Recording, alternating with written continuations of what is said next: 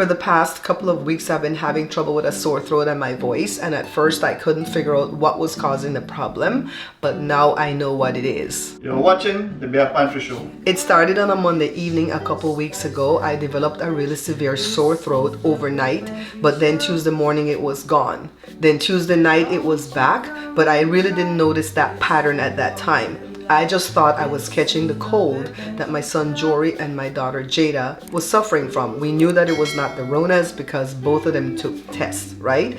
And I didn't go anywhere except for Costco, and I wear my mask. So then Wednesday it was gone during the day, and then Wednesday night it was back. I still didn't notice the pattern. Thursday I was able to go to the dentist because it was gone and my throat wasn't red, right? He was doing them for prevention. He's been wanting to do this forever, the dentist I mean. Because I have 3 teeth on this side where the gum receded so much that it's exposing parts of the teeth that's not supposed to be exposed. And then that can cause bacteria to build up and I can get cavities. And then that would be worse, right? Yeah, $240. I got the 3 preventative white filling on these 3 teeth over here. So then Thursday night, same thing. Friday night, same thing. Saturday, gone. Do not came. We did some amazing shows, had fun, ate. You know, when I had the sore throat, I could eat. It wasn't sandpaper. It was more like swollen glands. Fast forward to the Monday. Do not came Saturday. The Monday after he came, I developed an infection in this eye, and I'm calling it pink eye. But I don't know if it's true pink eye because I did not come in contact with pink eye with anybody, and it was only the one eye. And I woke up that morning and it was just red. It wasn't itchy, goopy, watery, anything like that. But in the evening, it started to be that way. So I went to the doctor Wednesday, because this happened on a Monday. I went to the doctor Wednesday, and they wrote me a prescription for eye drops that had antibiotics and steroids in it. And it started to work with the first drop, right? And she said it's kind of weird for it not to have infected the other eye, because even if it starts in one eye first, eventually it will infect the other eye. Well, I was being really careful not to touch this eye with this hand and then touch the other one. I was super careful. So anyways, the eye drops worked. But then when I went on that Wednesday, I didn't tell that doctor. I didn't see my regular doctor. These are just doctors that you see for same day appointments, right? So I didn't tell her anything about the sore throat because I didn't have the sore throat when I was visiting her that Wednesday, right? So then Wednesday night it was back. By then I did start to notice a pattern, and I did a private live with my moderators to discuss it with them, to ask their opinion as to why is it happening at night. It's happening in the evenings at 5 o'clock in the evenings, but when I go to bed at 11 o'clock at night, towards 2 hours later, it's gone. Sore throats don't work like that, right? Something is causing it. So that Friday I went back, the Friday after when I went and got the eye drops, I went back and I saw another doctor, and she said my throat seemed fine. Hold on a second.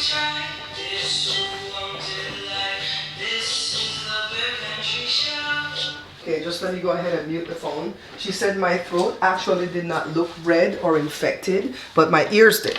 And she said both my ears. Now this ear had been hurting a tad, right? It just felt kind of sore, but this ear didn't have any issues. But she said this ear was actually worse. So of course she wrote me a prescription for an antibiotics, which I absolutely did not want to take. I've avoided antibiotics for many years, and I did not want to take it.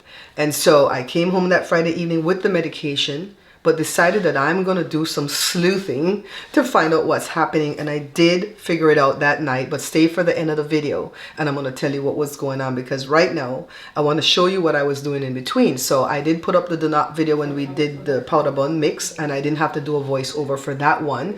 So that worked. And then I put up the video later on, a few days later, with the red velvet cake, right? Because I'm making cake for the cake book, and I had to do a voiceover for that. And I did struggle with my voice that day, and I told you guys that I couldn't even put up a thumbnail with me in the picture because I looked so tore up from the floor up, right?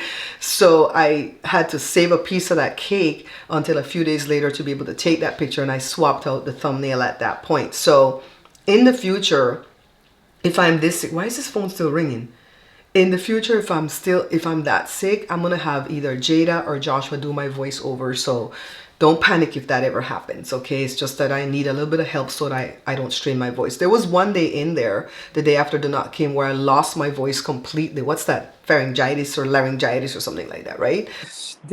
Child. Child, they crazy. So, anyways, I did record a video in which I was trying to make a different type of flour tortilla than the one that I make. The one that I make uses flour, baking powder, butter, and milk, right? Cold milk. And the tortilla comes out more crunchy. You can't roll it to make burritos. So I have another one where I do the same thing, but I put more butter and I put hot milk, and that tortilla comes out a lot softer for you to do burritos. But I found one where it only used, I think, flour, salt, butter, and water. And because my butter had salt, I didn't add any salt to it. I like the way it poofed up. It's so exciting to see the tortilla poof up on the comal. But I didn't really like the taste of the tortilla. And I think it's because I didn't make it with the milk, because milk has sugar built in, right? But it was still good. You guys try it and tell me if you like it. I'm gonna put the ingredients down below, all right? So then I figured out the problem Friday night after I came back from the doctor, but I still couldn't eat Saturday so much. So I've been surviving on orange juice, grapefruits, oranges, lemon, honey, and marshmallows. Why marshmallows? Because a friend of mine told me that marshmallows helps a lot with sore throat. And it really does. It really does. So Sunday morning, Joe and I got up and we decided to work in the kitchen together to make a wonderful breakfast. We don't always eat fried jack or flour tortilla for breakfast because we have to watch what we eat. But this day, child, you know what? Joe and I work well in the kitchen because I'll make the dough for the flour tortilla or the fried jack, but Joe will roll them off because he rolls better in a circle. Joe has OCD, you know, slightly. He rolls better in a circle, and then he's over there frying them. And if you notice, some of them are poofing up for the people who like to drag me and say, oh, our fried jacks don't poof up. That's because we put slits in them to make them not poof up, because I like to put stuff on top of my fried jack, not in the fried jack, like stuffing it like this. But I do realize some people like it like that. So when we have guests, we'll do some of the fried jacks both ways. You make the same dough, you have to have the oil hot enough, and you have to have patience with it, because when it poofs up, you have to kind of fry it from all sides like Joe is doing. And of course you butter it. Oh, salted butter is the best. You guys, I don't know why I love butter like this, but I have to contain myself. I did an omelette, and I like vegetables, a lot of vegetables in my omelette. Joe doesn't like the red, yellow, orange peppers in the omelette, so I didn't put that in. But I did put onion and mushrooms and jalapenos, spinach, tomatoes. We did 4 eggs only, but it grew, so we had enough to share with Jada and Josh. Josh ate some of that later on the night. So it served 4 people, guys. So they didn't eat a whole lot. Ate a piece of the fried jack and a little bit of that omelette, and it was fantastic that Sunday morning. It was so amazing. So some good things were happening in between while I was battling this issue. And if you hear me kind of straining still, it's because I still have post-nasal drip that's dripping and causing still a little bit of spasming in the throat right here. But I don't think I really had infection. I think it was sore because of what was going on, right? So, and also my throat feels kind of strained today because last night I did several takes to make this here commercial. Calling all tea and coffee drinkers. If you love to enjoy a cup of tea or a cup of joe with coffee cakes, scones, or cookies, then I know you will love this Belizean powder bun. With this dry mix, I've made it so easy for you to make your own powder buns. You can customize them with dried fruits or chocolate chips, or you can make them plain. I've been making powder buns for over 40 years, so I've made this mix foolproof. If you follow the instructions, your buns will come out perfect the very first time. Just follow the instructions on the packaging or scan the QR code to see a video tutorial on how to make these delicious treats. Pick up your dry mix today at bearpantryshow.com. Bon appetit! Shameless plug, right, guys? I get so excited about my powder bun dry mix. You guys, if you buy this dry mix, your powder bun is not gonna come out bad. One of my viewers did the powder bun, and when she sent me pictures of her putting it into the oven, I could see that them powder buns look a little bit too wet, right? But I was like, oh God, I hope it comes out good, because if you get it too wet, they'll drop flat like cookies. But you know what? They still came out good. That's because I have the measurements precise. Let me tell you, I have a lot of measuring cups, and every one of those 1 cup measuring cup measures something different in grams in the powdered ingredients on the scale. So that's why I had to like get it precise, right? So anyways, pick up your dry mix at bearpantryshow.com. Now let's get back into the storyline. My young friend Jessica and Joshua are the same age. Jessica's birthday is the day before Joshua's birthday. I met Jessica's grandmother and then later the grandfather when Jessica was 10 years old. Joshua was 10. And we've been friends ever since. I was friends with the grandparents. Jessica's grandmother passed away on my mom's birthday in 2016, the same year I lost my mom. And then the grandfather passed away in 2022. Yeah, because the baby was born in 2023. So there came a point where Jessica had to sell the house here and move to a different state because she would buy a house outright. But she said the utilities in that state is the same as here in California. It's high. Cost of living is high over there. So she later on got married to her best friend. And the best friend was the one helping her along with us to move out of the house and sell it. And my viewers were the one that saw, because I was vlogging at that time. They saw that, well, I'm still vlogging, but you know, for the members, that this guy had feelings for her, and he later confessed it, and then he started to go visit her, and they dated, and then they got married. And then they had a beautiful baby boy named Joseph. Not named after my Joseph, of course, but the daddy is Jose, so they named the baby the English version of Jose. And he's such a cutie patootie. They came to visit, and I took some beautiful pictures, and Jessica and Jose are allowing me to put the baby in the cake book. Child, I want to show you guys the pictures so bad. Maybe I'll show it at the end of this video when I tell you what was wrong with me. So they came for a visit. They spent 3 hours with us. It was an amazing, amazing time. I'm so glad to meet the baby. He's such a sweet, jovial little baby. Everybody loved him, including Joshua, because Joshua don't mess around. Joshua don't like kids too much. So that was exciting. And then another exciting thing that happened is that I bought myself a beautiful jewelry box. You guys don't understand. I've had an old jewelry box since I got married. Joe gave it to me the first year that we got married. So this jewelry box that I have here is like 37 years old. And then I bought this one. It was really pricey at first, like $69.99. So I kept putting it off. But Joe bought me a Christmas gift that was a mic to pin to my clothes, and it's not working. So I sent it back. So I had like $43 towards it. And then finally one day I looked, and it dropped the price down to $49.99. I'm like, yes, I'm getting this. So I got it. I have to do a review for Amazon for this because I absolutely love it. And I just love that it's a display that I can take my jewelry out, put it on, do all types of stuff.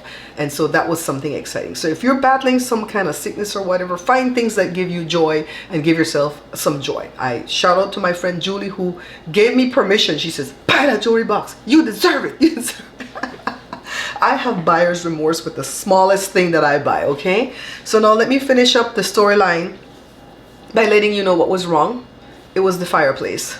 We have been burning wood in the fireplace since the start of November because we don't want to turn on, slow down Barbara, our central heat, because last year the gas company screwed us over by charging us 4 times per therms. That's how they measure the thing that you use, and we were paying bills like $400, $500, and $600. And I just got through the summer paying those type of bills to the light company, so I'm like, I can't.